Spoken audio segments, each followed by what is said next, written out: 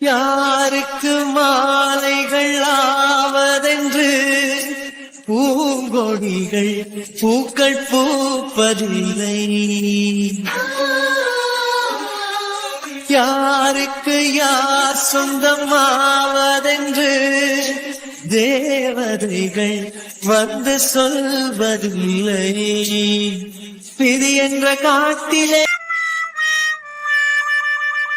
என்ன வேலை பார்த்துட்டு இருக்கீங்க? இங்க பாரு சஞ்சய், நீ இப்போ தேவையில்லாமலாம் என் மேல கோவப்படக்கூடாதுன்னா. நீ மார்னிங் சொன்ன என் முன்னாடி லவ் பண்ற மாதிரி பேசாதடா, என் முன்னாடி இதெல்லாம் பண்ணாதடான்னு சொல்லிட்டு நான் மாட்டுக்கும் டீசெண்டா வந்து ஒரு ஓரமா உட்காந்துதுனாடா லவ் பண்ணிக்கிட்டு இருந்தேன். உன்னை யார் இப்ப என்ன தேடி வர சொன்னா? அது ரொம்ப நேரம் ஆச்சு உன் ஆளை காணோம். சரி தனியா அதுவும் கீழே உட்காந்துருக்கே, என்ன பண்றேன்னு பார்க்கலாம் அப்படின்னு சொல்லிட்டு உட்காந்தேன். அதுக்கு நீ இப்படியாடா பண்ணுவேன்? அது நான் போன்ல லவ் பண்ணிட்டு இருந்தேன்னா அதான் சினுங்காதன்னு சொல்லியிருக்கேன். இந்த சினுங்களை மட்டும் பண்ணாதானே. இப்பெல்லாம் நீ வர வர என்ன ரொம்ப திட்டுற சஞ்சய், தெரியுமா?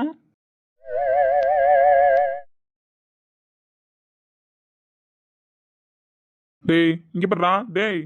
போ நீ என்கிட்ட பேசாதண்ணா, இப்பெல்லாம் ரொம்ப தான் பண்றேன். இது நான் ரொம்ப பண்றேன், நீ ரொம்ப அடக்கமா தான் பண்றேன்னா. என்ன சஞ்சய் தப்பு சொல்லு பார்க்கும். 2 வருஷமா நான் சோகமா இருந்தேன். அப்பெல்லாம் உன் மனசு தவிக்க தானே செஞ்சுச்சு. இப்போ நான் லவ் பண்றேன்னு சொல்றப்ப ஏன் நீ அதை அக்செப்ட் பண்ணிக்க மாட்டேன்? அப்ப நானும் லவ் பண்ணிக்கிட்டுமா?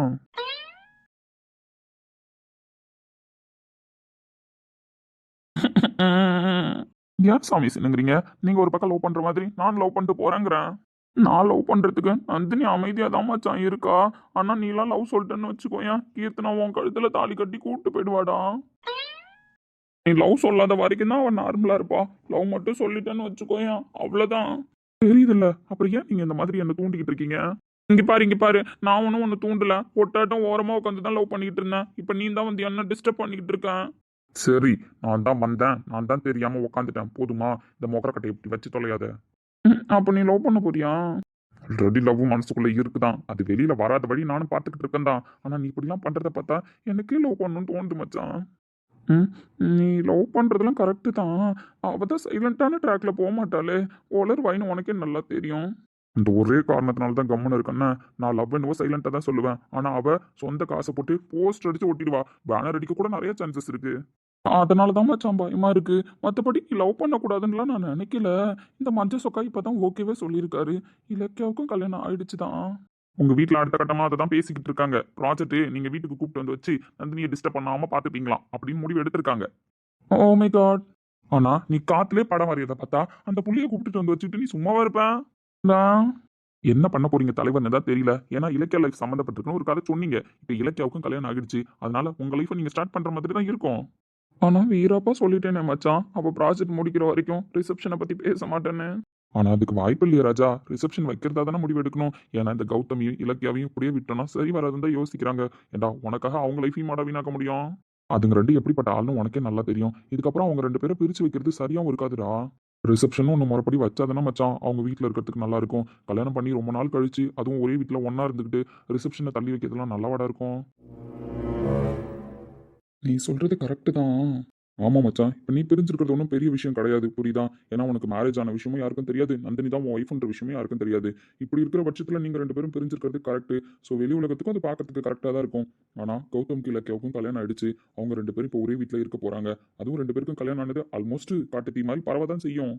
ஏன்னா இப்போ ஹாஸ்பிட்டலில் வச்சு கௌதமுக்கு கல்யாணம் நடந்திருக்கு. அதனால ஹாஸ்பிட்டலில் அவனை சுற்றி இருக்கிற சர்க்கிளில் எல்லாருக்குமே அவனுக்கு கல்யாணம் விஷயம் தெரிஞ்சிருச்சு.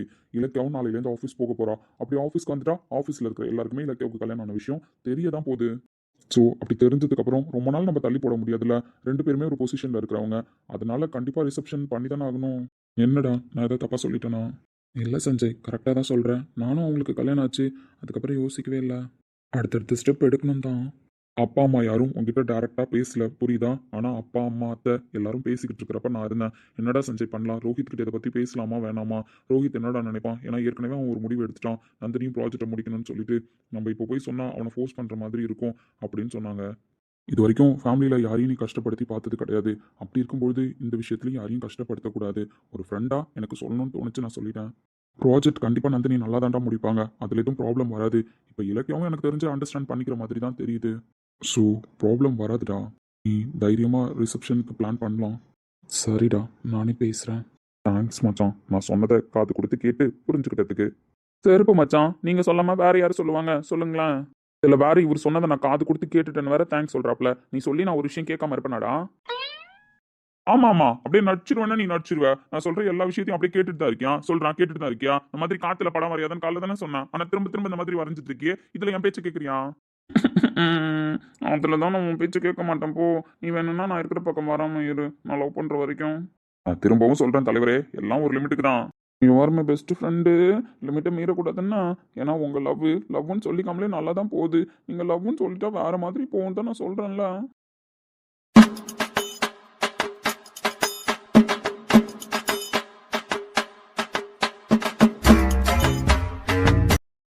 ஏன் மச்சான் வேணும்னா இப்படி பண்றியா? அவகிட்ட கோயிலுக்கு இட்டுட்டு போய் அந்த புலி சாதத்து மேல வேணா சத்தியம் வாங்கிட்டு நீ லவ் சொல்றியா? சீப்ப வேற எந்த விஷயத்துலயுமே அவ வீக் இல்லையா மச்சான்? அந்த விஷயத்துல கை வச்சா மட்டும்தான் வீக் ஆவா. அதனாலதான் சொல்றேன் மச்சான். சீப்பா இருந்தாலும் பிளானு பெஸ்ட் பிளான் தெரியுமா? நீ வேணா கோவிலுக்கு கூப்பிட்டு போ, புலி சாதம் வாங்கி கொடு. இதுக்கப்புறமா நான் உனக்கு டெய்லி புலி சாதம் வாங்கி தரேன். புலி சாதத்து மேல சத்தியம் பண்ணு, அப்பதான் நான் உன்கிட்ட லவ் சொல்லுவேன் அப்படின்னு வேணா கேளு மச்சான். அவ கண்டிப்பா ஒத்துப்பா. பிளான் என்னவோ நல்லாதான் இருக்கு. அதுக்குன்னு டெய்லி போய் கோயில் புலி சோத்துக்கு நான் கியூல நிக்க முடியும்? வேற என்னடா பண்றது? ஆப்ஷன் இல்லையே. நீ லவ் பண்ணணும்னு ஆசைப்பட்டுட்ட, அப்படி அந்த லவ் பண்ணணும் அப்படின்னா இதான் வழி. ஏமாச்சா இவ இப்படி இருக்கா? நந்தினி மனசுக்குள்ளலாம் என்ன இருக்குன்னே கண்டுபிடிக்க முடியல. ஆனா அந்த புள்ள எல்லார பத்தி எல்லா டீட்டெயிலும் தெரிஞ்சு வச்சிருக்கு. ஒரு புரியாத புதிர் மாதிரியே வாழ்ந்துட்டு இருக்கு. ஆனா அதுக்கு தங்கச்சியே இது இருந்துட்டு ஆல் இண்டியா ரேடியோக்கே டஃப் கொடுக்குது மச்சான். அது மேனுஃபேக்சரிங் டிஃபெக்ட். அப்ப இதுக்கெல்லாம் மஞ்சள் சொக்கா தான் காரணங்கிறியா? அப்படி இல்லை மச்சான், அப்பா மாதிரி ஒரு புள்ள. இதுதான் நந்தினி. ஏன்னா மஞ்சள் சொக்கா மனசுலயும் கடைசி வரைக்கும் என்ன இருக்குன்னு நம்மளால கண்டுபிடிக்க முடியல.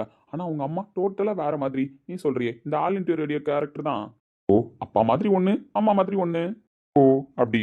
ஆ, சரி ட்ரை பண்ணி பார்ப்போம். அவகிட்ட என்ன வீக்னஸ்ன்னு தெரிஞ்சுக்கணும். அதுக்கப்புறம் தான் எது வந்தாலும் யோசிக்க முடியும்னு. நீ சொல்ற மாதிரி புலிசாதான் வீக்னஸ் தான். இங்க பாரு அதுக்கு முன்னாடி ஒரு விஷயம் ஞாபகம் வச்சுக்கோ. அவகிட்ட யார்கிட்ட சொன்னாலும் சொல்லலனாலும் இந்த கௌதம் கிட்டையும் கார்த்திகிட்ட மட்டும் சொல்ல வேணாம்னு சொல்லு. அவனுங்க ரெண்டு பேருக்கும் தெரிஞ்சது உன்னை என்ன பண்ணுவானுங்கன்னு தெரியாது. இது வரைக்கும் நீ தான் அவனுங்களை வச்சு செஞ்சுட்டு இருக்க. அதுக்கப்புறம் அவனுங்க ரெண்டு பேரும் உன்னை வச்சு செய்ய ஆரம்பிச்சா என்ன ஆவன்றத யோசிச்சு நிதானமா அவகிட்ட பேசி எடுத்து லவ் ப்ரப்போஸ் பண்ணு. ஓகேவா? இல்ல. ம், ஆமா மச்சான். எப்போ உன்னை வச்சு செய்யறதுக்கு டைம் கிடைக்கும் தான் ரெண்டு பேரும் வெயிட் பண்றானுங்க. அதனால நீலாம் லவ்ன்ற விஷயத்துல மாட்டினு தெரிஞ்சது பங்கமா செய்வானுங்க பாத்துக்க. Oh my god. பட் என் ஃப்ரெண்டுக்கு நான் எப்பவும் சப்போர்ட் பண்ணுவேன். அதுல எதுவும் பிரச்சனை கிடையாது. இருந்தாலும் பார்த்து எடுத்து கொஞ்சம் நிதானமா பண்ணு. வேற ஒன்றும் கிடையாது. மற்றபடி என் சஞ்சய் லவ் பண்ணி ஹாப்பியா இருந்தா எனக்கும் ஹாப்பி தான். என்ன கூடிய சீக்கிரம் நானும் நந்தினியை வீட்டுக்கு கூப்பிட்டு வந்துடுவேன். ஒரு பையனோ பெண்ணோ பெற்றுருவேன். அதனால உனக்கும் கல்யாணம் பண்ணி வச்சா தானே கரெக்டா? நீ ஒரு பையனோ பொண்ணையோ பெற்று கொடுப்பேன். நம்ம ரெண்டு பேரும் ஃப்ரெண்ட்ஷிப் மாதிரி அவங்க ரெண்டு பேரும் ஃப்ரெண்ட்ஷிப் அப்படியே ஒரு ட்ராக்ல போகணும்ல. சீப்பேன் பரா என் சந்தைக்கு வைக்கத. பட் என்னதான் நான் இப்படிலாம் பேசினாலும் என் லைஃப் இந்த அளவுக்கு சேஞ்ச் ஆகி நான் இப்படி உட்காந்துருக்கேன் அப்படின்னா நீ தான்டா காரணம். செருப்பு. Thank you so much for every thing Sanjay. அடி வாங்குவேன். லவ் யூ மச்சான். என்னை நானே பார்த்து கொள்ள கிடைத்தாயே நீயும் இங்கே அதனாலே. அடே விட்றா மச்சான். அப்படியே ஒரு டான்ஸ் போடுவோம்டா. சீப்பேன் வீடு என்ன மச்சான் மறந்துட்டியா? அடைமழை வரும் அதில் நனைவோமே, குளிர் காய்ச்சலோடு ஸ்நேகம், ஒரு போர்வைக்குள் இரு தூக்கம். ஏறுமே first I love my Sanjay, அதுக்கப்புறம் தான் ஐ லவ் நந்தினி. அதனாலே தானோ உன்மேல் தனி பாசம். உனக்குள்ளே என்னை நீயும் அடை காக்கும் அன்பை பார்த்து வருங்கால நட்புங்கூட நம்மை பேசும். சிவனும் சக்தியும் சேர்ந்தா மாசுடா, எதிர்த்து நின்னா எவனும் என்ன மிஸ்ஸஸ் இலக்கியா ராஜேஷ்குமார் தூங்கலையா? ஏங்க நீங்க வேற, அன்னைக்கு ஏதோ ஃபன் பண்றதுக்காக சொன்னேன். எப்பவுமே இலக்கியா ராஜேஷ்குமாரா இருக்க முடியாது. எப்பவுமே நான் இலக்கியா கௌதம் தான். இந்த முடிவை கொஞ்சம் நீங்க முன்னாடியே எடுத்திருந்தா இவ்வளோ ப்ராப்ளம் வந்திருக்காது. என்ன பண்றது, ஒரே கன்ஃபியூஷன்ல இருந்தேன். ஈகோ யாரை தான் விட்டுச்சு சொல்லுங்க? என் மனசுல இருந்த ஈகோவும் என்னை இறங்கி வர சொல்லலை. புரியுது, நீங்கள் சேஞ்ச் ஆகிட்டீங்கன்னு எனக்கு நல்லாவே புரியுது. பட் அதை நீங்கள் அவனுக்கு புரிய தான் வைக்கணும். நான் என்ன தான் பேசினாலும், யார் என்ன பேசினாலும் அவனுக்கு புரியாது. நீங்கள் பேசினா மட்டும்தான் இந்த வார்த்தைலாம் அவன் மைண்டுக்குள்ளே போய் ஏறும்னு நினைக்கிறேன். அது நல்லாவே புரியுது. கௌதம்னு ஒரு கேரக்டர் நல்லா ஜாலியாக சுற்றிட்டு இருந்தான். அவனை இவ்வளோ சீரியஸ்னஸ் ஆக்கி பார்க்கணுன்றது என் தலையெழுத்து, வேற ஒன்றும் இல்லை. ஐயோ தலையெழுத்து அப்படின்னு பெரிய பெரிய வார்த்தைலாம் சொல்லாதீங்க. தலையெழுத்துலாம் கிடையாது. இதுவும் நல்லா தானே இருக்குது. ஒரு வேளை அவன் நல்லா நார்மலாக உங்கள்கிட்ட பேசியிருந்தான்னு வச்சுக்கோங்களேன், கொஞ்சம் போராக போயிருந்திருக்கும். இப்போது அவன் வீராப்பா இருக்கிறதுனால தான் உங்களுக்கு அவனை லவ் பண்ணணும்னு தோணுது. அவன் எப்படிலாம் துரத்தி உங்களை லவ் பண்ணானோ அதே மாதிரி நீங்களே லவ் பண்ணுங்க. அந்த ஃபீலை அவனை அனுபவிக்கட்டுமே. என்னங்க லவ் பண்ணோடனே மூஞ்செல்லாம் பிரகாசமாயிடுச்சு. நீங்கள் வேற அவன் லவ் பண்ணதில் ஒரு பர்சன் கூட திரும்ப அவனை என்னால் லவ் பண்ண முடியுமான்றதெல்லாம் தெரியல. பட் என்னால் முடிஞ்ச அளவுக்கு அவனை ஹாப்பியாக பார்த்துக்கணும். அப்புறம் இன்னொரு விஷயம் உங்களுக்கு தெரியுமா தெரியாதான்னு எனக்கு தெரியல. இது வரைக்கும் நோட் பண்ணியிருப்பீங்களான்னு தெரியல. மேபி நோட் பண்ணியிருக்க சான்சஸ் கிடையாது. இப்போ நான் சொன்ன வேணா உங்களுக்கு புரிய சான்சஸ் இருக்கு. புரியல, என்ன விஷயம்? இல்லை, இந்த ஹாஸ்பிட்டல் நேம் என்னன்னு உங்களுக்கு தெரியுமா? ஏன்னா கவுன்சிலிங்க்கு ஒரு டைம் மட்டும் அப்பாவை பார்க்க வந்தீங்க, எனக்கு தெரியும். மற்ற டைம்லலாம் ராஜேஷ் கிட்ட ஃபோன்லேயே தான் கவுன்சிலிங் அட்டன் பண்ணியிருக்கீங்க. ஸோ ஹாஸ்பிட்டல் பேர் இது வரைக்கும் படிச்சிருக்கீங்களா? இல்லை ஹாஸ்பிட்டல் நேமை நல்லா நோட் பண்ணி பார்த்துருக்கீங்களா? ஹாஸ்பிட்டல் நேம் எனக்கு தெரியும். என்னதான் நான் கவுன்சிலிங் ஒரு டைம் அட்டன் பண்ண வந்தாலும் ஹாஸ்பிட்டல் எங்கே இருக்குது என்னென்னு லொக்கேஷன் பார்த்து தானே வந்திருப்பேன். ஸோ அப்போ நான் ஹாஸ்பிட்டல் நேம் நோட் பண்ணியிருப்பேன் தானே. So MA hospital. எம்ஏ ஹாஸ்பிட்டல்ன்றது தெரியும். பட் அந்த எம்ஏ பின்னாடி யார் இருக்காங்கன்னு தெரியுமா? யார் இருப்பாங்க? மேபி கௌதம் இப்போ இங்கே டாக்டராக இருக்கான். அவங்க அப்பாவும் இங்கே தான் டாக்டராக இருக்காரு. அவங்க அம்மா இல்லைன்னு என்கிட்ட ஒரு டைம் சொல்லியிருக்கான். மேபி அம்மா நேம் இருக்கலாம். இல்லைங்க. இல்லையா? இல்லை அப்படின்னா அவங்க அம்மா நேம் இருக்குது. ஸோ அவங்க அம்மா நேமும் இருக்குது, இன்னொரு நேம் இருக்குது. புரியலங்க. இல்லை, இது ஏன் இப்படி வச்சான் அப்படின்றதெல்லாம் அவங்ககிட்ட தான் நீங்கள் கேட்டு தெரிஞ்சுக்கணும். பட் ஹாஸ்பிட்டலுக்கு நேம் சூஸ் பண்ணும்போது, அதாவது அவங்க அப்பா அம்மா 2 பேரும் டாக்டராக இருக்கும்போது பிளான் பண்ணியிருக்காங்க ஒரு ஹாஸ்பிட்டல் ஓனாக கட்டணும்னு சொல்லிட்டு. அதுக்கப்புறம் அவங்க 2 பேரும் ஒர்க் பண்ணி கஷ்டப்பட்டு ஸோ கொஞ்சம் லேர்ன் பண்ணிட்டு இருக்கும்போது தான் கௌதமுக்கு ஒரு 5 வயசு இருக்கும்போது அவங்க அம்மா இறந்துட்டாங்க. அதுக்கப்புறம் அவங்க அப்பா தான் எல்லாமே அவனுக்கு அப்பாவா அம்மாவா எல்லாமாவும் இருந்து வளர்த்தது அவர் தான். பட் இந்த டாக்டருக்கு பின்னாடி ஒரு ஸ்டோரி இருக்குது. அந்த ஸ்டோரி நான் தான் சொல்லிட்டானே, நீங்கள் உங்கள் கௌதம் கிட்ட தான் கேட்கணும். அப்படி அவன் டாக்டருக்கு படித்து முடிச்சுட்டு வந்தோடனே அவங்க அம்மாவும் அப்பாவும் ஆசைப்பட்ட மாதிரி ஒரு ஹாஸ்பிட்டல் கட்டினாங்க. ஹாஸ்பிட்டல் கட்டின உடனே சார் கிட்ட இந்த மாதிரி ஹாஸ்பிட்டல் நம்ம கட்டிட்டோம்டா, ஸோ பேர் என்ன வைக்கலாம் அப்படின்னு அப்பா பையன்கிட்ட கேட்டிருக்காரு. அதாவது உங்கள் கௌதம் கிட்ட. அப்போ திரும்பி கௌதம் கேட்டானா, என்னப்பா நீங்கள் என்ன நேம் வைக்கலாம்னு யோசிக்கிறீங்க அப்படின்னு கேட்டிருக்கான். சரி புள்ள, ஏதோ பொறுப்பா நம்மளே சூஸ் பண்ண சொல்கிறான் போல பேரை, நம்மளே சூஸ் பண்ணுவோம் அப்படின்னு சொல்லிட்டு, இல்லடா தம்பி, நானும் அம்மாவும் படிக்கும் போதுலேருந்து அதுக்கப்புறம் ஒர்க் பண்ணும்போது கல்யாணம் ஆனதுக்கப்புறமும் நம்ம 2 பேரும் டாக்டராக இருக்கும். ஸோ ஒரு ஹாஸ்பிட்டல் கட்டணும், ஸோ அது எல்லாருக்கும் பயன்படுற விதத்தில் இருக்கணும் அப்படின்னு சொல்லி பேசிகிட்டு இருந்தோம். மற்றபடி பேரெல்லாம் எதுவும் டிஸ்கஸ் பண்ணதில்லடா. பட் நானும் அம்மாவும் டிஸ்கஸ் பண்ணதுனால இந்த ஹாஸ்பிட்டலுக்கு அம்மா இப்போ இல்லாததுனால நம்ம அம்மா பேரை வேணா வைக்கலாமாடா, மலர்விழி ஹாஸ்பிட்டல்னு சொல்லிட்டு அப்பா கேட்டிருக்காரு. ஓ, அதனால தான் மலர்விழி அப்படின்ற அத்தையோட நேம்லேருந்து எம் சூஸ் பண்ணாங்களா? ஆமாம், அதனால தான் எம் சூஸ் பண்ணாங்க. அவங்க அப்பா சொல்லியிருக்காங்க. பட் சார் ரிட்டன் என்ன தெரியுமா சொல்லியிருக்காரு? அதெல்லாம் கரெக்டு தான்ப்பா, நீங்கள் உங்களோட ஒய்ஃப் ஞாபகமாக இருக்கணும். ஸோ நீங்களும் உங்கள் ஒய்ஃபும் கஷ்டப்பட்டு படிச்சிங்க, முன்னேறினீங்கன்றதுனால உங்கள் ஒய்ஃப் பேர் வைக்கணும்னு ஆசைப்படுறீங்க. பட் நான் டாக்டருக்கு படித்தது என் இலக்கியாவுக்காக தான். ஸோ இலக்கியாவுக்காக தான் நான் டாக்டருக்கு படித்தேன். எனக்காக டாக்டருக்கு படித்தானா? ஆமாம் மேடம், அதுக்கு பின்னாடி என்ன ஸ்டோரி இருக்குன்னு தான் எனக்கும் தெரியாது. பட் உங்களுக்காக தான் அவன் டாக்டர் படித்தான், உங்களால் தான் அவன் டாக்டருக்கு படித்தான். ஸோ ஃப்யூச்சரில் வரப்போகிற என் ஒய்ஃப்காக நான் டாக்டர் ஆனப்பா. ஸோ அதனால் உங்கள் ஒய்ஃப் பேரையும் என் ஒய்ஃப் பேரையும் சேர்த்து வைக்கலாம். எம்இ ஹாஸ்பிட்டல், அதாவது மலர்விழி இலக்கியா ஹாஸ்பிட்டல் அப்படின்ற நேமை தான் சூஸ் பண்ணி எம்இ ஹாஸ்பிட்டல்னு வச்சாங்க. நிகழ்ந்ததை எல்லாமே கனவாய் மறப்பாயா, நிகழ்வதை நினைத்தேதான் வாழ்வை தொடர்வாயா. பெண்கிளியே பெண்கிளியே கண்களியே இந்த ஈரம், நீ அழுதழுது கண்ணை விட்டு மணி இதுக்கப்புறம் நீங்க தான் ஊதிந்திருக்கும். புரியாத புதிருக்கு ஆன்சரை கண்டுபிடிக்கணும். ராஜேஷ்குமார் டாக்டர் ஆனதுக்கு காரணமும் நீங்க தான். ராஜேஷ்குமார் கார்டியாலஜிஸ்ட் ஆனதுக்கு பின்னாடி இருக்கிற காரணமும் நீங்க தான். அவன் வாங்கின பட்டத்துக்கு பின்னாடி, இந்த ஹாஸ்பிட்டலுக்கு பின்னாடி, எல்லா இடத்துலையும் நீங்க மட்டும்தான் இருக்கீங்க. இந்த கேள்விக்கான பதிலெல்லாம் நீங்க தான் தேடி கண்டுபிடிக்கணும். ஸோ தெரிஞ்சுக்கிட்டு அப்படியே என்கிட்டயே சொல்லுங்க. ஏன்னா இதுக்கு மேலே ஃப்ராடு ஒன்றுமே வாய் திறந்து சொல்ல மாட்டான். கார்த்திக்கிட்டே சொன்னது கிடையாது, என்கிட்டயே சொன்னது கிடையாது. ஸோ ஆனால் அவன் படித்தது உங்களால் தான் மட்டும் எனக்கு தெரியும். ஓகே இலக்கியா, உங்ககிட்ட சொல்லணும்னு தோணுச்சு, நான் சொல்லிட்டேன். ஏன்னா இதுக்கப்புறமும் உங்களோட லைஃப் எந்த காரணத்துக்காகவும் யாருக்காகவும் வீணாகக்கூடாது. 2 பேரும் இதுக்கப்புறம் ஹாப்பியாக இருக்கணும். நாளைக்கு உங்கள் கூட உங்கள் வீட்டுக்கு வரான்னு கேள்விப்பட்டேன். ஸோ உங்களோட லைஃப்பை நீங்கள் 2 பேரும் புரிஞ்சுக்கிட்டு ஒருத்தவங்களுக்கு ஒருத்தவங்க பேசி எடுத்து நல்லபடியாக வாழணும்னு நினைக்கிறேன். என் ஃப்ரெண்டு இத்தனை வருஷத்தில் எனக்கு ஃப்ரெண்டாக இருந்ததையும் தாண்டி ஒரு பெஸ்ட் பிரதர் பாண்டிங் தான் அவன். ஸோ நல்லா பார்த்துக்கோங்க.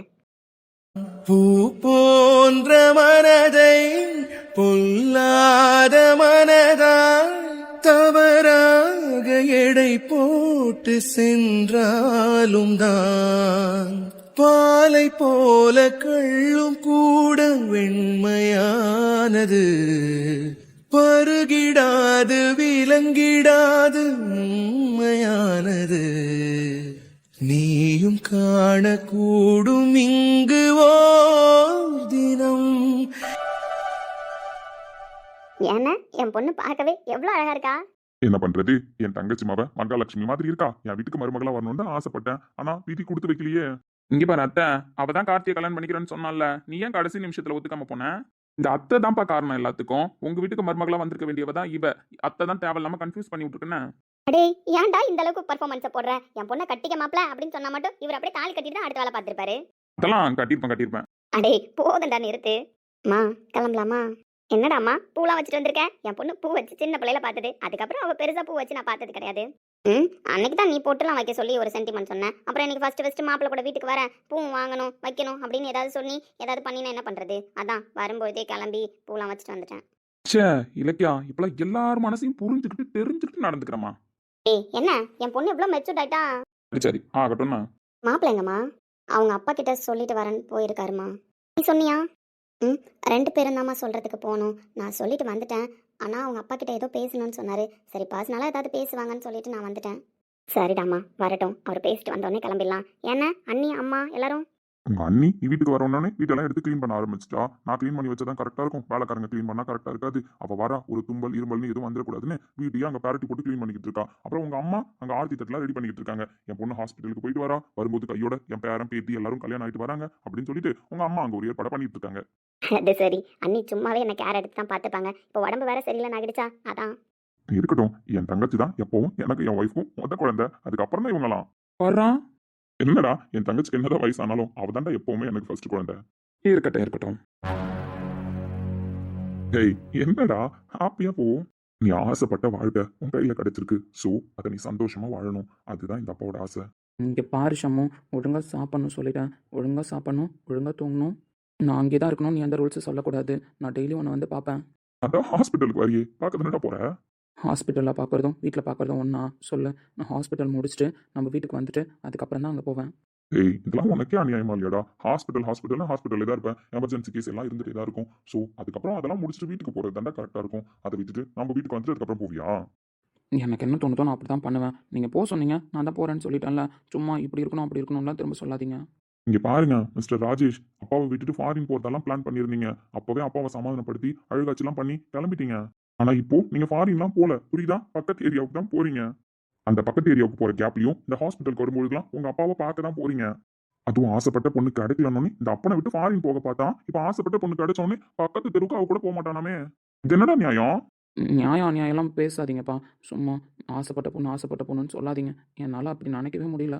இங்க பாருடா, இவ்வளோ வருஷமா அவளுக்காக தான் இருந்த, அவளுக்காக தான் எல்லாமே பண்ண. ரொம்ப உன்னை கஷ்டப்படுத்தியிருக்கா, பின்னாடி வராதன்னு எவ்வளவோ பேசியிருக்கா. அப்பெல்லாம் நீ அவன் மேல கோவப்படலடா. அப்போல்லாம் அவன் மேலே கோவப்படலை அப்படின்னா அவளுக்கு எல்லாம் புரியலன்னு நான் நினச்சிட்டு இருந்தேன். அதனால எனக்கு கோவம் வரலப்பா. எப்படியாவது எல்லாவோ புரிய வச்சிடலாம். அப்படி புரிஞ்சதுக்கப்புறம் அவளுக்கு என்னோட அருமை தெரியும். ஸோ எல்லாரும் ரிஜெக்ட் பண்ண மாட்டா அப்படின்னு நினச்சிட்டு இருந்தேன். இப்போவும் உன்னோட அருமை தெரிஞ்சுதாண்டா அவன் உன்னை கல்யாணம் பண்ணியிருக்கா. பா இந்த மாதிரி நீங்கள் சப்போர்ட் பண்ணாதீங்கப்பா. என் மனசு சுத்தமாக ஏற்றுக்கல. என் மேலே இந்த காதலால் தான் அவள் கல்யாணம் பண்ணிக்கிட்டான்னு என்னால் ஏற்றுக்க முடியாதுப்பா. அவள் எந்த டைமுமே லவ் அக்செப்ட் பண்ணிக்கல தான். பட் லாஸ்ட்டாக அவள் கூட அந்த 10 நாள் ட்ராவல் பண்ணலப்பா. அந்த 10 நாளில் ஒரு 2 நாள் தான்ப்பா என்னை பிரிஞ்சிருந்தா. அதுக்கப்புறம் 3rd டேலேருந்து அவள் என்னை பார்த்த பார்வையாகட்டும், ஏன் கடைசியாக அந்த 10 நாள் முடியும் பொழுது நான் நிறையாவே அவள் கூட வாழ்ந்துட்டேன்ப்பா. அவளையும் மீறி ஒரு சுச்சுவேஷனில் அவள் என்னை புருஷன்னு கூப்பிட்டுட்டா, நான் அவளை பொண்டாட்டின்னு கூப்பிட்டுட்டேன். ஏன் ஐ லவ் யூன்னு கூட சொல்லிட்டாப்பா. அதெல்லாம் எப்படி உங்கள்கிட்ட சொல்கிறதுன்னு எனக்கு தெரியல. அப்படி அவள் கண்ணில் காதலை நான் பார்த்துட்டுன்னு அவளுக்கு தெரிஞ்சும் எல்லா டைமுமே நான் பண்ணுற சின்ன சின்ன சேட்டையெல்லாம் அவள் அக்செப்ட் பண்ணிப்பாப்பா. அதனால தானேப்பா கடைசியாக கூட நான் அவகிட்ட கேட்டேன், இலக்கியா உன் மனசில் ஏதாவது இருந்தால் சொல்லிட்டு, கார்த்தி சீரியஸாக பேசுகிறான் அப்படின்னு எவ்வளோ கேட்டேன்ப்பா. அவள் இறங்கி பதிலே சொல்லலப்பா. டேய் அது அவ என்ன கூட யோசிக்க ஏதாவது டைம் எடுத்து வந்திருக்கலாம். என்னப்பா யோசிக்க என்ன டைம் எடுத்தான்னு சொல்கிறீங்க? பெற்றவங்க போய் கெஞ்சினாங்கல்லப்பா அவகிட்ட. அப்படி என்னப்பா அவளுக்கு வைராக்கியம்? சின்ன வயசுலேருந்து அவங்க அப்பா ஒருத்தருக்கு மட்டுமே இம்பார்ட்டன்ட் கொடுத்து அவங்க அம்மாவை அப்படி கொண்டுட்டு இருக்கா. அவங்க என்னப்பா ஆசைப்பட்டாங்க? அவள் அவங்க மேலே பாசம் வைக்கணும்னு மட்டும்தானே ஆசைப்பட்டாங்க.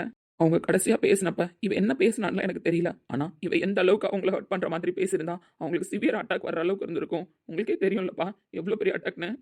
ஃபர்ஸ்ட் அட்டாக் எப்போவுமே மைல்டாக வரும், நம்ம ஆன்ஜியோ பண்ணுவோம். ஸோ இந்த அளவுக்கு சிவியராக நான் எந்த கேஸும் பார்த்ததில்லப்பா. அவங்க அம்மா எவ்வளோ துடிச்சாங்கன்னு பார்த்தீங்களாப்பா. ஆப்ரேஷன் பண்ணும்போது அவ்வளோ போராட்டம். ஒரு பெற்றவங்க எந்த அளவுக்கு அவள்கிட்ட பேசி அவள் ஒத்துக்காமல் இருந்திருந்தா அவளை நினச்சி அவங்க இந்த மாதிரி ஒரு சுச்சுவேஷனுக்கு வந்திருப்பாங்க. உங்களுக்கு தெரியலப்பா. கார்த்தியும் சஞ்சய் ப்ரோவும் பேசிகிட்டு இருந்ததை கேட்டேன். அவங்க அம்மா லாஸ்ட்டாக அவகிட்ட பேசிட்டு வந்து பாய்சன் தான் குடிக்க போனாங்களாம். டேய் தம்பி, உண்மையாதான்ப்பா. அப்படி அவங்க பாய்சன் குடிச்சிருந்தா என்னப்பா ஆகியிருந்திருக்கும்? கார்த்திக் ரோஹித் ப்ரோவும் அந்த டைமில் அந்த ரூமுக்கு போகாமல் இருந்து சரி நைட் ஆகிடுச்சு தூங்கி எழுந்து காலையில் அத்தையை பார்த்துக்கலாம்னு நினச்சிருந்தா என்னப்பா ஆகியிருந்திருக்கும்? அம்மானு ஒருத்தவங்க இல்லாமலே போயிருப்பாங்கப்பா. பைத்தியக்காரி. ஏற்கனவே அவங்க அப்பா நார்மலாக இறந்ததுக்கே அவங்க அப்பா சென்டிமெண்ட்டை வச்சுட்டு பாதி நாள் அவள் வாழ்க்கையை தொலைச்சிட்டு தானப்பா வாழ்ந்தா. இப்போ அவங்க அம்மா மட்டும் ஏதாவது ஒன்று ஆகியிருந்தா அந்த குற்ற உணர்ச்சியிலே பைத்தியக்காரி ஆகியிருப்பாப்பா. அவளுக்கு இருந்த மைண்டு ஸ்ட்ரெஸ்ஸுக்கும் அவங்க அம்மாவுக்கு ஏதாவது ஒன்று ஆகிருந்தா அவள் என்னப்பா ஆகிருப்பா? கடைசியாக அவங்க அம்மா வந்து பார்த்து பேசினாங்கல்லப்பா, அப்போ வச்சு உண்மையை சொல்லியிருந்துருக்கலாம்லப்பா. அம்மா அழுகுறாங்க, யாருக்காக அம்மா இருக்காங்க? நம்மளுக்காக தானே இருக்காங்க. அம்மா ஒன்றும் நம்மளுக்கு பிடிக்காத வாழ்க்கையை ஃபோர்ஸ் பண்ணலையே, பிடிச்ச வாழ்க்கையை தானே ஏற்றுக்க சொல்கிறாங்க. சரி, யார்கிட்டயுமே சொல்லாத காதலை அவங்ககிட்ட சொல்லியிருக்கலாம்லப்பா. அம்மா கொஞ்ச நாள் வெயிட் பண்ணுங்க, நான் பேசணும், முடிவு எடுக்கணும்னு சொல்லிட்டு அவங்கள்ட்ட தெளிவாக பேசியிருந்தா அவங்க அந்த முடிவு எடுத்துக்க மாட்டாங்கல்லப்பா. எந்த பதிலுமே சொல்லாமல் பைத்தியக்காரி மாதிரி நடந்துக்கிட்டதுனால தானேப்பா அவங்கள அந்த முடிவு எடுக்க போனாங்க. இவ ஒழுங்கா பேசியிருந்தா பாய்சன் குடிக்கணுன்ற முடிவை கூட அவங்க எடுத்துக்க மாட்டாங்கல்லப்பா. அவங்களுக்கு ஹார்ட் அட்டாக்கே வராமல் இருந்தாலும் பாய்சன் குடிச்சு அட்மிட் தான் ஆகியிருந்திருப்பாங்க. அப்படி அட்மிட் ஆயிருந்தா இந்த பைத்தியக்காரி இருக்கிற இடம் தெரியாமல் போயிருந்துருப்பாப்பா. என்னால் நினச்சி கூட பார்க்க முடியலப்பா. அவங்க அம்மாவுக்கு ஏதாவது ஒன்று ஆகியிருந்தா இவளோட நிலைமை என்ன ஆகியிருக்கும்? ஆப்ரேஷன் பண்ணும்போது எவ்வளோ கஷ்டப்பட்டாங்க தெரியுமாப்பா. எந்த ஒரு பேஷண்ட்டுக்கு ஆப்ரேஷன் பண்ணும்போதும் என் கண்ணு கலங்குறதில்லப்பா. நம்ம ஒரு டாக்டர் பேஷண்ட்டை காப்பாற்ற தான் பார்க்கணும், எமோஷன்ஸ் இதில் கனெக்ட் பண்ணக்கூடாதுன்னு நான் நிறைய டைம் இருந்திருக்கேன்ப்பா. பட் இலக்கிய அம்மாவுக்கு ஆப்ரேஷன் பண்ணும்போது என்னையும் மீறி சில எமோஷன்ஸ் என் முன்னாடி வந்து தான் போச்சு. வெறுப்பாக இருக்குப்பா. என்னதான் உன் மேலே காதல் இருந்தாலும் ஒரு பக்கம் வெறுப்பாக இருக்கு. உங்கள் அம்மா பட்ட கஷ்டம் அப்படிப்பா. டேய், எனக்கு புரியுது நீ சொல்ற பாயிண்ட்லாம். ஆனா இப்போ அவ மாறிட்டாளடா. மாறினா மாறட்டும்ப்பா. அவங்க அம்மாவுக்கு அவள் பொண்ணாக இருக்கட்டும். அவங்க அம்மா வேணும்னா அவள் பேசுகிற எல்லாத்தையும் மறந்துட்டு, வழி எல்லாத்தையும் மறந்துட்டு, பெத்த பொண்ணுன்றதுக்காக பேசலாம். ஆனால் என்னால் மறக்க முடியாதுப்பா. நான் இதுக்கப்புறம் அவளுக்காக அழுகவும் ரெடியாக இல்லை, ஃபீல் பண்ணவும் ரெடியாக இல்லை. அவளை கல்யாணம் பண்ணிக்கணும்னு ஆசைப்பட்டேன், கல்யாணம் பண்ணிக்கிட்டல்லப்பா. பத்திரமா பார்த்துக்கிறேன், அவ்வளோதான். இந்த வழியெல்லாம் என்னால் மறக்க முடியாதுப்பா. தம்பி, நீங்கள் என்னோட பெஸ்ட் ஃப்ரெண்ட், அதனால் உங்கள்கிட்ட சொல்லிட்டேன். உங்கள்கிட்ட பேசும்போது கூட அழுகக்கூடாதுன்னு நினச்சேன். ஸோ அவ்வளோதான்ப்பா. இதுக்கப்புறம் எந்த ஒரு விஷயத்துக்காகவும் என்னை ஃபோர்ஸ் பண்ணாதீங்க. என்ன நீங்கள் புரிஞ்சுப்பீங்கன்னு நினைக்கிறேன். உங்கள் சந்தோஷத்துக்காகவும் அவங்க சந்தோஷத்துக்காகவும் நான் இப்போ அவங்க வீட்டுக்கு போகிறேன். மற்றபடி அவளோட கௌதமா நான் மாறலாம் சான்ஸ் இல்லைப்பா.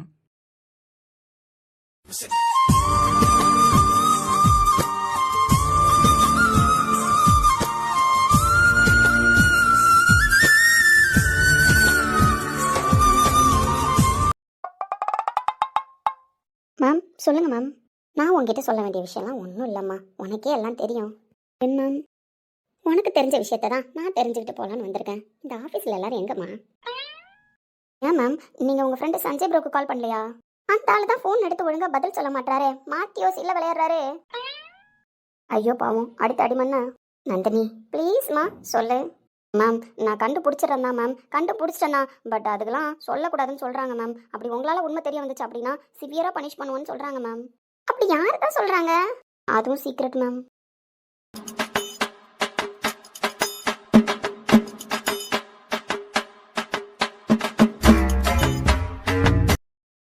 மேம் நீங்கள் அலோகேட் பண்ண ஒர்க்கை முடிச்சிட்டேன். எனக்கு திரும்ப மெயில் சென்ட் பண்ணுறீங்களா? வேற என்ன ஒர்க் பார்க்கணுன்னு? ஏய் இங்கே பாரு, ப்ளூ மண்டை. சொல்லுங்க ஆரஞ்சு மண்டை மீரா மேம். பாரு, நான் மேனேஜர் ஆஃப் தி கம்பெனி. ஐயோ பாவம். ஐயோ பாவமா? ஏய் மேனேஜர் ஆஃப் தி கம்பெனினா நீ பயப்படணும், அதை விட்டுட்டு ஐயோ பாவங்கிற. மேம் அப்படி சொல்லணும் எனக்கு ஆசை. ஆனால் ஒரு மேனேஜருக்கு இந்த கம்பெனி பற்றி எல்லாம் தெரிஞ்சிருக்கணும்ல. என்னவோ நீங்கள் எங்கள் டிஎல் கிட்ட வந்துல என்ன யாரையும் காணோம், என்னாச்சு இந்த ஆஃபீஸ்க்கு அப்படின்னு கேட்டுட்டு இருக்கீங்க.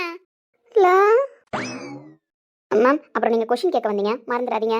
ஆமாம்ல, நான் கேள்வி தான் கேட்க வந்தேன், மறந்துட்டேன் பத்தியா. சரி நந்தினி ஒர்க் அலோகேட் பண்ணதை முடிச்சிட்டியா? முடிச்சிட்டேன் மேம். பிஃபோர் ½ ஹவருக்கு முன்னாடியே முடிச்சிட்டேன். கேன்டீனுக்கு போயிட்டு வந்ததுனால லேட் ஆயிடுச்சு. எப்படி அது எப்படி என் டீம்ல இருக்கிற வரைக்கும் யாருக்கும் வேலையே தெரியல? ஏன்னா நீங்க சொல்லி தரல. ஏய் மேம், உண்மையை உறக்க சொன்னா இப்படிதான் மேம் கோவம் வரும். மாசம் சம்பளம் வாங்கினேன், உங்கள்கிட்ட திட்டு வாங்கினேன். இது மட்டும் தான் மேம் இந்த ஆஃபீஸில் நான் பண்ணேன். மற்றபடி ஒர்க்லாம் எனக்கு கற்றுக்கல. அட ஆமாம் மேம், ஏதோ கார்த்தி டீமில் இருந்ததுனால இப்படி ஒர்க் பண்ணணும், அப்படி ஒர்க் பண்ணணும்னு சொல்லி கொடுத்தாப்ல. ஏய் அது பிரகாஷ்.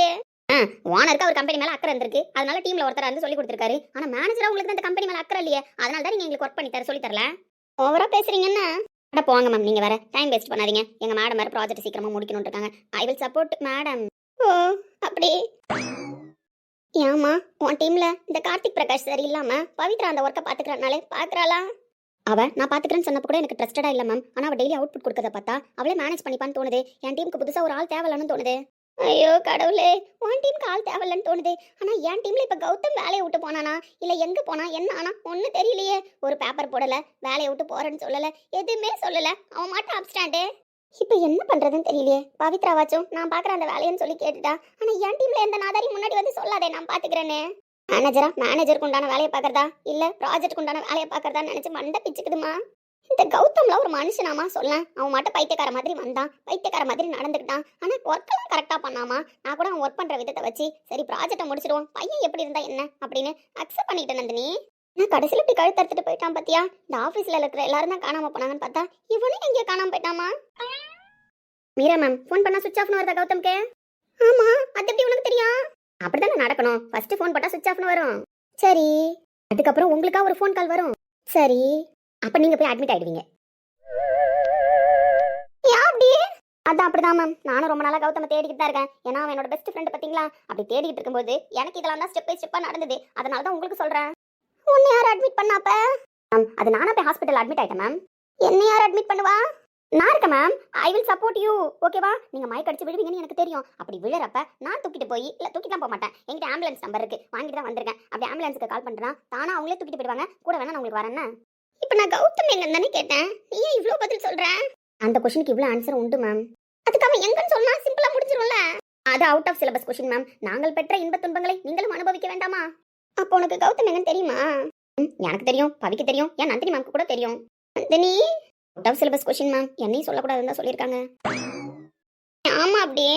நீங்க வேணும்னா உங்க பெஸ்ட் ஃப்ரெண்ட் இன்னைக்கு ஆஃபீஸ் வருவாருன்னு நினைக்கிறேன். ரோஹித் சார் இன்னைக்கு ஆஃபீஸ் வருவாருன்னு நினைக்கிறேன். இதை மட்டும் என்னால சொல்ல முடியும். அதனால வந்தா அவர்கிட்ட கேட்டு தெரிஞ்சுக்கோங்க. பாராட்டும் அந்த ஆளு இன்னைக்கு இருக்குன்னு. அந்த ஆளு லாஸ்டா பொடி வச்சு பேசினாப்ல. அப்பவே நான் நினைச்சேன்னு. மேம் மேம் இன்னுமே நிறைய விஷயம் இருக்கான். இதெல்லாம் அந்த சஞ்சய் ப்ரோக்கு தெரியும் நான் கேள்விப்பட்டேன். உங்களுக்கு தெரிஞ்சா எனக்கு சொல்லுங்க. நான் ஏன் சொல்லணும்? பாரு, நானா ஒரு விஷயம் தெரிஞ்சுக்கிட்டா உங்களுக்குலாம் சொல்ல மாட்டேன்னு. ஏன்னா நீங்களா தெரிஞ்சுக்கிட்டு எனக்கு சொல்ல மாட்டீங்க. இங்க பாருங்க மீரா மேம், கோவத்துல பேசாதீங்க. கோவத்துல இந்த மாதிரிலாம் பிடிவாதமும் பிடிக்க கூடாது. நீங்க கரெக்டா பேசி எனக்கு இன்ஃபர்மேஷனை சொன்னாதான் உங்களை ஹாஸ்பிட்டல் அட்மிட் பண்றதுக்காச்சும் நான் வருவேன். இல்லைன்னு வச்சுக்கோங்களேன், நான் வரமாட்டேன் பாத்துக்கோங்க. இந்த புள்ள சொல்றத பார்த்தா கன்ஃபார்மா நம்ம ஹாஸ்பிட்டல் அட்மிட் ஆகும் போலயே.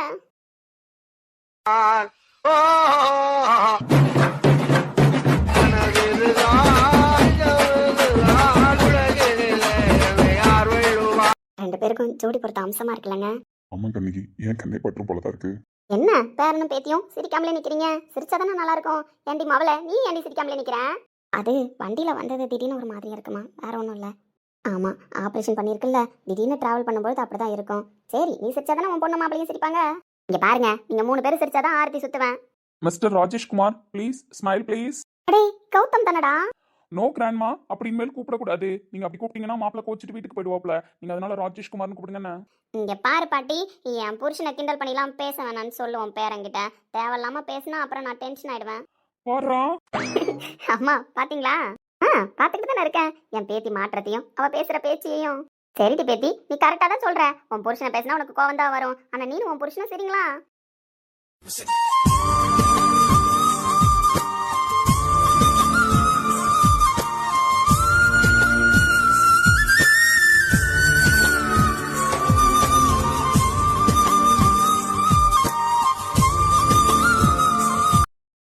பாவி பயலே, பார்த்த ஒத்த பார்வைக்கு ஆஃப் ஆயிட்டானே. பாத்தியாடா என் பேத்தி எப்படி கண்ட்ரோல் பண்ணி வச்சிருக்கானே. பார்த்த ஒத்த பார்வைக்கு பொண்டாடி சிரிக்க சொல்றாளா அழ சொல்றாலும் தெரிஞ்சு வச்சுட்டு மாப்பிள்ள செய்யறாரு. அதான் பாட்டி எனக்கும் தெரியல. That means I contact. Yes பேராண்டி, தேவலா பாக பாருடா. Great insult.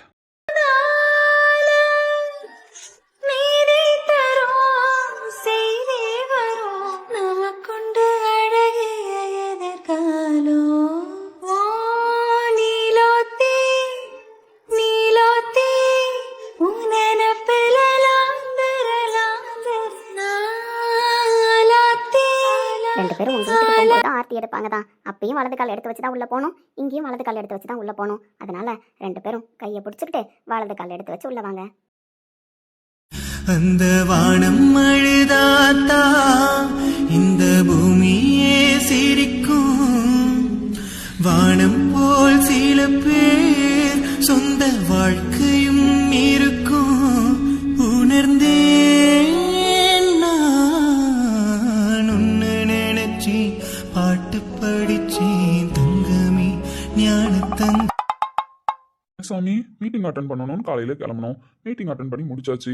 அத்தையை வேற டிஸ்சார்ஜ் பண்ணி வீட்டுக்கு கூப்பிட்டு போயிட்டாங்கன்னு கார்த்தி சொன்னான். அதனால இப்ப வீட்டுக்கு தானே போகணும். ஏன் நட் ரோட்ல காரை பார்க் பண்ணி நிப்பாட்டிருக்கீங்க? ஏன் சஞ்சய், எப்பவுமே நான் ஒரு பிசினஸ் பண்றதுக்கு முன்னாடி என்ன பண்ணுவேன்? அந்த பிசினஸை பத்தி நல்லா லேர்ன் பண்ணணும்னு நினைப்பேன். தென் நெக்ஸ்ட் அந்த பிசினஸ்ல ஸ்டார்டிங்ல எவ்வளவு அமௌண்ட் இன்வெஸ்ட் பண்ணலாம், இந்த பிசினஸ் நம்மளுக்கு கரெக்டா இருக்குமா இருக்காதா அப்படின்னு சொல்லிட்டு ஏற்கனவே அந்த பிசினஸ் யாரெல்லாம் பண்ணாங்களோ அவங்கள வச்சு மானிட்டர் பண்ணுவேன். தென் இந்த ப்ராஜெக்ட் பண்ணுறது மூலிமா என்ன பெனிஃபிட் கிடைக்கும், பண்ணுறவங்களுக்கு சாட்டிஸ்ஃபேக்ஷனாக இருக்குமா, நம்மளால பண்ணி கொடுக்க முடியுமா கரெக்டாக அப்படின்னு யோசிப்பேன். ஒரு பிஸ்னஸாக இருக்கும்பொழுது ரோஹித் பிரகாஷ் இவ்வளோ விஷயம் யோசிக்கிறான். அந்த ப்ராஜெக்ட் பண்ணலாமா வேணாமா, அதில் ப்ராஃபிட் வருமா வராதா, அது நம்மளால பண்ண முடியுமா, இப்படியே பண்ணாலும் ஆப்போசிட்டில் இருக்கிற பர்சனுக்கு நம்மளால சாட்டிஸ்ஃபேக்ஷன் கொடுக்க முடியுமா அப்படின்னு ஆயிரம் ஆயிரம் கொஷின் இல்லையா? ஆமாண்டா. ஆமா, மீட்டிங்ல எதுவும் பெருசா ப்ராப்ளம் ஆன மாதிரி தெரியலையடா. மீட்டிங் எல்லாம் ஸ்மூத்தா தான் அட்டன் பண்ணோம். மீட்டிங்லாம் ஸ்மூத்தா அப்படிதான் போச்சு. அப்புறம் என்னடா, ப்ராஜெக்ட்டுக்கே இவ்வளோ யோசிக்கிறேனா லைஃப்க்கு எவ்வளோ யோசிப்பேன்? லைஃப்க்கு யோசிப்பியா? ஏன்டா நேற்று நைட்டு நம்ம பேசணுமே அதை பற்றி யோசிக்கிறியா? ரிசப்ஷன் பிளானு அதை பற்றியும் யோசிக்கிறேன் தான். என்னடா சீரியஸாகவும் இருக்க, பேசுறது என்னவோ கொஞ்சம் கூலாகவும் இருக்கு. இல்லை, என்னோட லைஃப்ன்ற ஒரு ப்ராஜெக்ட் போயிட்டு இருக்கா. ஆமாம், அதில் என்னோட கிளைண்ட் யாரு? பாரு, நீ ஒரு பிஸ்னஸ் மேன் தான், அதுக்குன்னு இப்படிலாம் கொஷின் கேட்காதானே. டேய் சொல்கிறான், என் லைஃப்ன்ற ப்ராஜெக்டில் என்னோட கிளைண்ட் யாரு? அந்தனி. ஸோ இப்போ என் லைஃப்ன்ற ப்ராஜெக்டில் ஃபஸ்ட்டு என் கிளைண்ட்டை நான் சாட்டிஸ்ஃபேக்ஷன் பண்ணுறதுக்காக ஒரு பொருள் வாங்க போகிறேன். பொண்டாட்டிக்கு பிடிச்ச பொருளை தடவையாக வாங்கி தர போற, அதுதான் இப்படி சொன்னியா? It's correct. சீப்ப எப்படா முகர கட்டி இவ்வளோ நேரம் சீரியஸாகவே வச்சுக்கிட்டு பேசினேன்? சீரியஸான விஷயம் தான்டா, அதனால தான் சீரியஸாக பேசினேன். இங்க பாரு சாமி, வர வர உன் போக்கே சரியில்லை. நானும் சொல்லிட்டேன் அளவா நடந்துக்கன்னு, ஆனா நீ கேட்குற மாதிரி இல்லை. அப்படிலாம் சொல்லக்கூடாதுன்னு, என் ஃபீலிங்ஸ்லாம் யாருக்கிட்ட வெளிப்படுத்த முடியும்? You are my best friend. ஒன்று முகர கட்டியே சோகமாக வச்சு காரியத்தை சாதிக்கிற, அப்படி இல்லைன்னா இப்படி பல்ல கட்டியே சாதிக்கிறேன்னா சொல்லி தொலை சின்னுங்க தானே. You are my best friend. என்ன வேணாம் சாமி, போதும், கதைக்கு வாங்க. அப்படியே உங்க பொண்டாட்டிக்கு நீங்க ஏதாவது வாங்கி கொடுக்குறதா இருந்தாலும் ஏதாவது ஷாப்புக்கு போயிருக்கணும். அப்படி என்ன வாங்கி கொடுக்கறதுக்காக இப்படி மொட்டை வெயில நிப்பாட்டி இருக்கீங்க?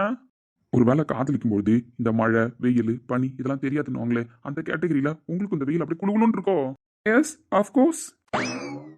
சரி, அப்படியே தலையெழுத்து நானும் இப்படிதான் மொட்டை வெயில நிக்கணும்னு எழுதியிருக்கு, அதெல்லாம் கரெக்ட் தான். ஏன் இங்க நிக்கிறோம்? அந்த கேள்விக்கான பதில சொல்லு. இங்க எல்லாம் பார்மசி, ஏதோ பொட்டி கடை இந்த மாதிரி தான் இருக்கு. இந்த இடத்துல உன் பொண்டாட்டிக்கு என்ன வாங்க போற? ஏதாவது பஞ்சு முட்டை கமர்கட்டு? நோ.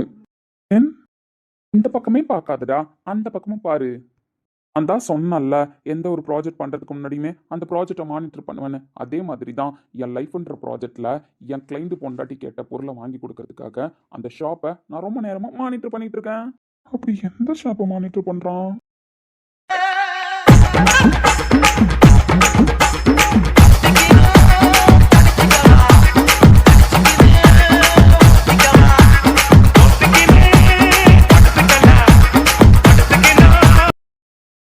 ஹாய், எல்லாரும் எப்படி இருக்கீங்க?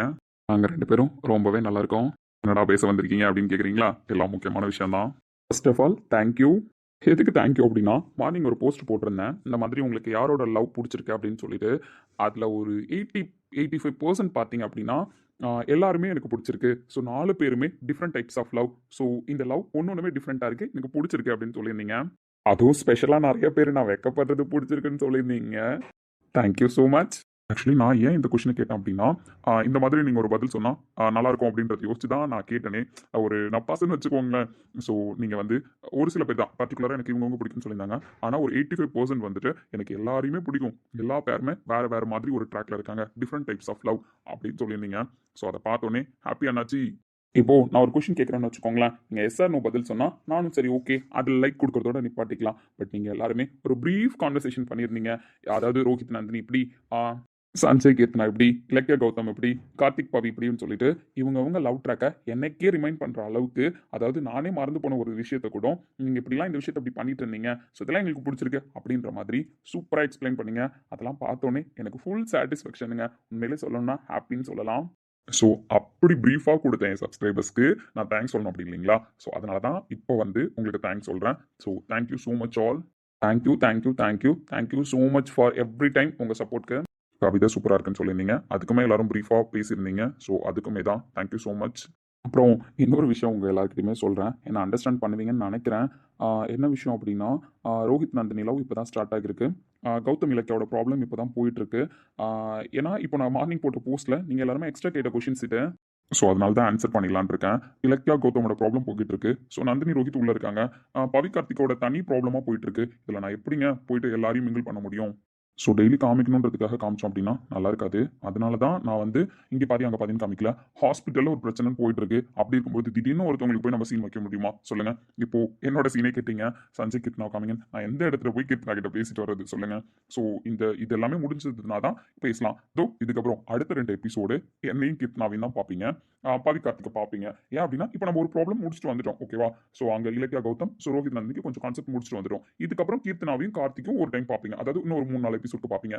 அப்போ வந்து நீங்களே கேட்குற மாதிரி இருக்கும். எங்களுக்கு வந்துட்டு கௌதம் இலக்கியாவை காணோம் அப்படின்னு மாதிரி கேட்பீங்க. ஒரே ஒரு விஷயத்த மட்டும் நீங்கள் அண்டர்ஸ்டாண்ட் பண்ணிக்கோங்க. எப்போவுமே ஒரு விஷயம் எடுக்கிறோம் அப்படின்னா அது ஃபுல் சாட்டிஸ்ஃபேக்ஷனோட இருக்கணும். அந்த சீன் ஃபுல் சாட்டிஸ்ஃபேக்ஷனாக இருந்தால் மட்டும்தான் உங்களுக்கு அடுத்தடுத்து அந்த விஷயத்தை பார்க்கறதுக்கு இன்ட்ரெஸ்ட்டாக இருக்கும். பார்த்தீங்களா, பூ வாங்கி தரணும்னு என் பொண்டாட்டிக்கு ஆசைப்பட்டேன். எத்தனை எபிசோடுக்கு முன்னாடிங்க வந்துச்சு. பட் நடுவில் நிறைய ப்ராப்ளம் வந்ததுனால தான் அந்த எபிசோட என்னால் எடுக்க முடியல. இப்போ பூ வாங்கலாம்னு வந்து நின்றுருக்கோம். தலைவர் பூ வாங்கி கொடுப்பாப்ல, அந்த கொடுமையெல்லாம் நம்மளால பார்க்க முடியாதுன்னு. இந்த பூக்கடையில் என்ன நலப்பற பண்ண போறான்னு தெரியல. நான் என்ன பாடுபட போறேன்னு தெரியல. ஸோ நாளைக்கு பார்ப்பீங்க.